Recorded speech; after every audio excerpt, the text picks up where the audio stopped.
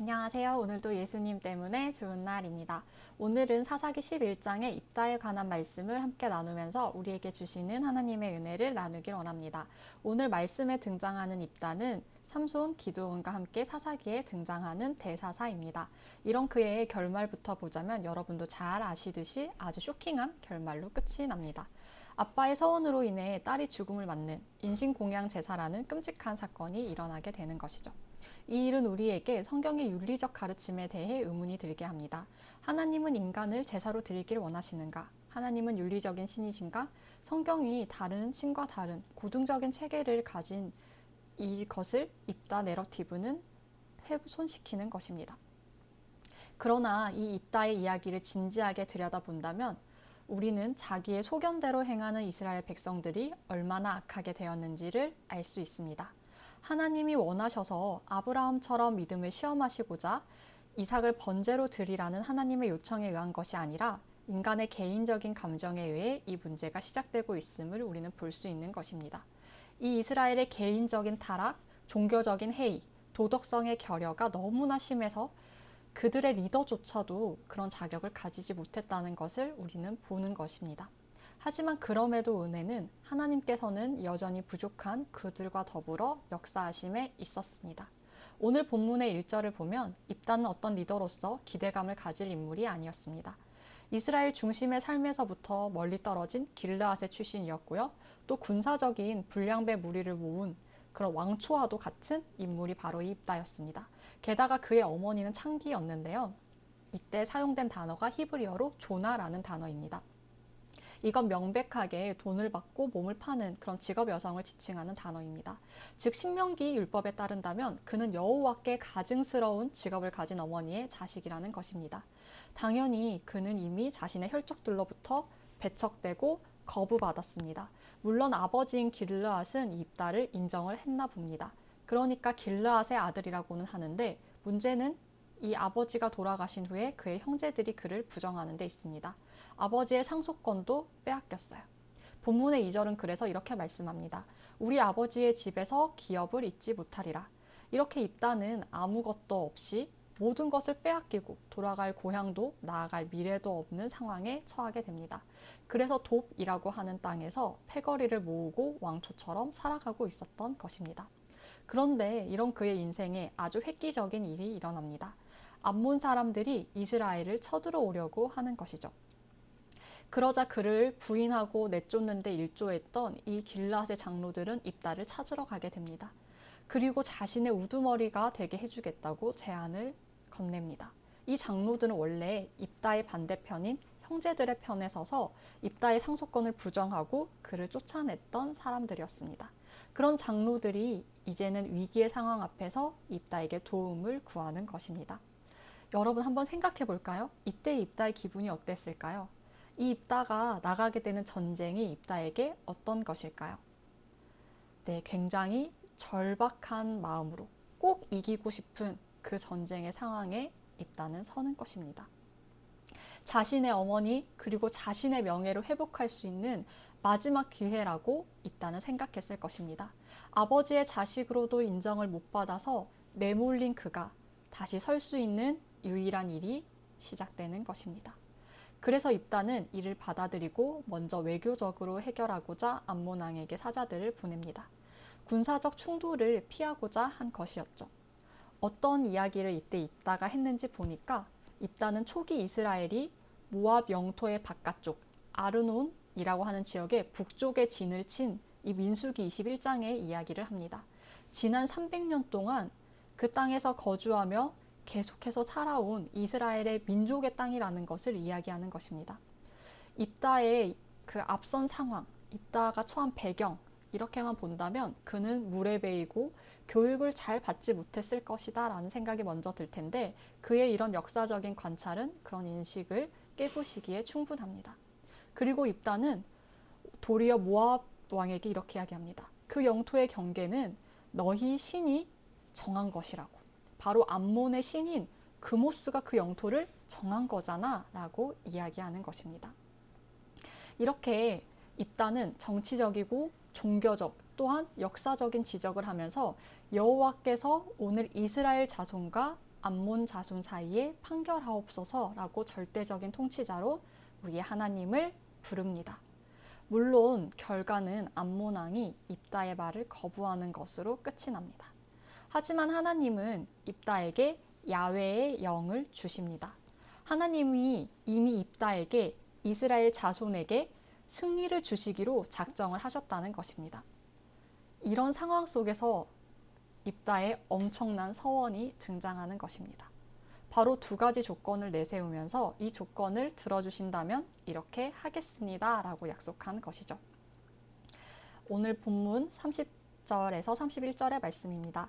그가 여호와께 서원하여 이르되 주께서 과연 암몬 자손을 내 손에 넘겨주시면 내가 암몬 자손에게서 평안히 돌아올 때에 누구든지 내 집 문에서 나와서 나를 영접하는 그는 여호와께 돌릴 것이니 내가 그를 번제물로 드리겠나이다 하니라. 자, 여러분 여기서 두 가지 조건을 찾으셨나요? 네, 바로 첫 번째는 하나님이 암몬을 자신의 손에 붙여준다면입니다.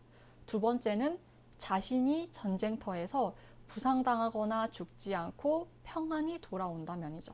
즉, 암몬 자손을 이겨서 자신이 다치거나 죽지 않고 무사히 돌아올 수 있게 해주겠다면 자신의 집에서 나와 자신을 맞이하는 자를 하나님께 번제로 드리겠다는 것입니다. 이런 그의 모습은 전쟁을 앞두고 하나님과 협상이 필요하다라고 이 입다가 생각했음을 알 수 있습니다. 우리가 주목할 것은 29절 상반절에 이미 하나님의 영은 입다에게 임하였고 이렇게 입다와 함께 하나님께서 친히 길르앗과 므낫세를 지나 암몬 자손에게로 나아가는 길 모든 곳에 함께 해주고 계셨다는 사실입니다. 즉 하나님은 이미 입다가 암몬 자손에게로 싸우러 나가는 그 모든 길 위에 함께하고 계셨습니다. 문제는 입다가 그걸 모른다는 것에 있습니다. 자, 여러분, 우리가 다시 입다의 마음을 한번 생각해 볼까요? 하나님이 함께한다는 사실을 모르는 그는 여전히 걱정이 됩니다. 중압감에 짓눌리고 있습니다. 이 전쟁에서 진다면 그는 끝입니다. 이 전쟁은 그의 존재를, 그의 어머니의 명예를, 그리고 그 가족과 고향에서 인정을 받는 유일한 일입니다. 이렇게 물러설 것이 없는 입다는 이런 자신의 그 상황과 감정에 의해서 하나님께 서원을 하는 것입니다. 주님, 제게 암몬 자손을 넘겨주시면 제가 전쟁에서 평안히 돌아올 때 내 집 문에서 나와서 나를 영접하는 그를 번제로 하나님께 드리겠다는 것입니다. 왜 여러분, 우리도 그렇지 않나요? 주님, 이 시험만 합격하게 해주시면, 이번 고비만 넘기게 해주시면, 이 사업의 문제만 해결해 주시면, 저에게 이것만 해주시면, 이런 조건을 입다도 인간적인 마음에 입을 열어 하나님께 고백하는 것입니다. 즉 자신의 믿음보다 더 큰 무언가가 필요하다는 이런 인간적인 생각을 놓지 못하는 것입니다. 내가 인간적으로 생각을 해보니까 하나님을 믿는 믿음 그 이상의 결정적인 무언가를 해야 할 것만 같은 생각이 드는 것이죠. 그래서 자신을 내쳤던 이스라엘의 장로들에게 그랬듯이 암몬의 왕에게 했듯이 하나님조차도 협상의 대상으로 보는 것입니다. 물론 결과는 대승입니다. 암몬 자손을 매우 크게 무찔러서 항복시켰습니다. 그러나 무엇이 그의 승리를 가져온 것인가요? 하나님의 영이 함께하는 것 혹은 그가 드린 서원, 어떤 것에 있을까요? 당연히 하나님의 영이 함께한 것입니다. 이렇게 승리의 기쁨을 안고 입다는 집으로 돌아오지만 그의 딸이 아버지의 승리 소식에 가장 먼저 소고를 잡고 반갑게 춤을 추면서 나아옵니다. 이 모습을 본 입다는 극심한 괴로움에 빠집니다. 바로 번제로 드려야 할 사람이 무남 동녀 외동딸이 되었기 때문입니다. 그리고 입다는 서원대로 2달 후에 딸을 번제로 드립니다. 엄청난 비극이 일어난 것이죠. 그의 비극일 뿐만 아니라 아직까지도 기독교의 인신공양에 대한 그런 논쟁이 되기도 합니다. 그래서 학자들은 이 사건에 대해서 아니다, 제물로 드린 것이 아니라 그냥 사무엘처럼 평생 성전에서 봉사하도록 한 것이다 라고 주장을 하기도 합니다. 그런데 왜 입다는 서원을 취소하지 않았는가? 또 이것이 문제가 되기도 합니다. 이렇게 여러 가지 논쟁 속에 있는 이 일은 레위기 5장 4에서 6절은 이렇게 이야기합니다. 사실 이 입다의 서원이 취소하지 못할 것이 아니라는 것입니다. 속죄제로서 어린 양이나 염소를 드리면 가능하다라는 것이죠. 또 레위기 27장 2에서 8절도 대속비를 지불하면 된다고 하는데 10대 소년은 은 10세겔, 그 이상이면 은 30세겔만 드리면 됩니다. 그러니까 그 입다의 딸이 10대였다면 은 10세겔에, 10대 그 이상이었다면 은 30세겔만 드리면 끝날 일이었다는 것이죠. 그래서 입다도 이 서원을 물으면서 주님 저를 긍휼히 여겨주세요. 제가 부지 중에 잘못 서원했습니다. 이렇게 드리면 되는데 왜 그렇지 않았는가가 논쟁이 되는 것입니다. 실제로 하나님이 주신 율법은 이렇게 우리의 부족함을 알고 있습니다. 그래서 인간의 부족함을 위해 융통성을 제시하죠. 그런데도 왜 입다는 딸을 번제로 죽였는가? 먼저는 저는 타 문화권의 영향이라고 생각합니다. 다른 지역의 문화와 풍습을 받아들이다 보니까 주변국들의 그 인신공양, 우상 숭배하는 모습이 너무나 자연스러웠다는 것이죠. 두 번째로는 정치적이고 종교적인 지도자가 없다 보니까 이 도덕관과 종교관이 너무나 해이해진 거예요. 즉, 자기 소견에 옳은 대로 행하는 시대라는 평가가 이곳에도 적용되는 것입니다. 마지막은 가장 안타까운 하나님에 대한 그릇된 이해에서 시작된 것입니다. 큰 승리를 거두었으니까 그 서원을 반드시 지켜야 한다는 그런 강박. 하나님은 이렇게만 해야 해라는 그의 잘못된 인식, 이것이 가장 큰 문제였다는 것이죠. 하나님을 잘 몰랐기 때문에 그는 이런 일을 행해야만 했던 것입니다. 레위기 18장 21절은 우리 하나님에 대해서 이렇게 이야기합니다. 너는 결단코 자녀를 몰렉에게 주어 불로 통과하게 하므로 내 하나님의 이름을 욕되게 하지 말라. 나는 여호와니라. 뿐 아니라 레위기 20장 2에서 3절은 너는 이스라엘 자손에게 또 이르라. 그가 이스라엘 자손이든지 이스라엘에 거류하는 거류민이든지 그의 자식을 몰렉에게 주면 반드시 죽이되 그 지방 사람이 돌로 칠 것이요 나도 그 사람에게 진노하여 그를 그 백성 중에서 끊으리니 이는 그가 그의 자식을 몰렉에게 주어서 내 성소를 더럽히고 내 성호를 욕되게 하였습니다. 자, 이 두 구절 모두 하나님이 사람을 제물로 드리는 것을 원치 않는다고 분명히 말씀합니다. 그런데 입다는 이런 하나님에 대해서 잘 모르고 자기중심적으로 서원을 한 것입니다. 서원의 시작도 승리하지 못할까 하는 자신의 불안이었고 여전히 그 결말도 하나님을 모르고 드린 데 있습니다. 이런 모습은 하나님뿐만 아니라 그가 딸을 대하는 모습에도 드러납니다. 자신의 승리를 축하하는 딸이 나오자 입다는 이렇게 이야기합니다. 너는 나를 참담하게 하는 자요 나를 괴롭게 하는 자 중에 하나로다. 자, 지금 딸이 서원을 한 상황입니까? 딸이 아빠, 나 하나님께 나를 번제로 드리겠어요? 라고 서원을 한 상황인가요? 아니죠. 아버지가 일방적으로 목숨을 건 서원을 드린 거예요. 딸은 아무것도 모르고 와, 아빠 승리하신 거 너무 축하해요. 이렇게 춤추면서 나온 거예요. 근데 아빠가 딸한테 이렇게 이야기하는 거죠. 이렇게 사고와 감정의 표현도 굉장히 자기중심적입니다.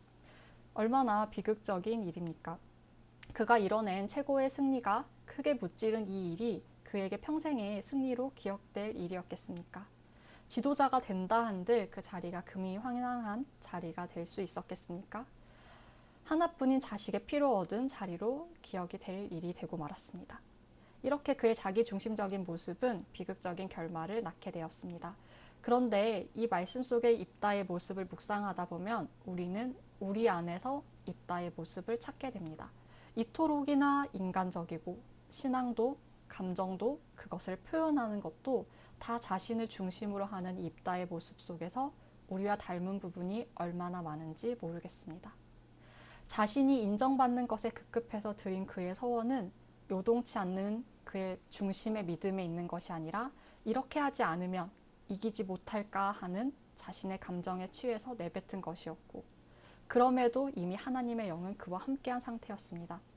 하나님께서 이미 승리를 주시기로 작정한 상황이었던 것입니다. 이 모습조차 우리와 같이 한결같은 신앙이 아니라 흔들리고 믿음이 좋았다가 안 좋았다가 하는 그 모습이 담겨 있는 것입니다. 기도하고 은혜를 받았을 때, 믿음이 충만했을 때 우리는 와, 우리 교회 너무 좋다. 목사님 오늘 말씀 너무 은혜된다. 하나님이 내 기도에 응답하시는구나. 정말 내가 믿는 하나님이 살아계시는구나 라고 긍정적으로 보고 확신합니다. 그렇지만 조금만 마귀가 흔들면 어떻습니까? 조금이라도 우리 마음에 다른 감정이 찾아오면 어떻습니까? 아, 기도 응답 안 하시려나 보다. 아, 이거 안 되나? 이번 주 예배 별로네. 이건 싫네. 하기 싫네. 이렇게 우리를 중심으로, 나의 감정을 중심으로 하는 신앙생활을 하는 것입니다. 실제로 승리를 주시려고 하는 하나님의 뜻과 무관하고 우리의 기도를 들으시고 응답하시는 하나님의 계획과 상관없이 내가 불안하니까 이것저것 내 힘과 노력대로 하다가 안 되네? 이게 아니네? 라고 하는 것입니다. 이렇게 오늘 우리는 하나님을 잘 모르고 하나님이 원하지 않는 서원을 드린 입다. 큰 승리를 얻었음에도 그의 개인적인 삶은 비극이었을 이 입다를 함께 나누었습니다. 그리고 그를 통해서 우리는 우리를 중심으로 하는 이 신앙에서 벗어나길 소망합니다. 나의 감정을 위한 믿음이 아니라 하나님을 알고 하나님을 위한 그런 믿음을 가지는 우리가 되었으면 좋겠습니다. 우리가 온전히 이 믿음의 중심을 주님께 굳건히 두고 오늘을 또 한 걸음을 내딛는 우리 모든 하나 공동체가 되길 진심으로 소망합니다. 그런 우리 모두가 되길 진심으로 축복합니다. 이렇게 사사기 11장까지의 말씀 함께 마치도록 하겠습니다.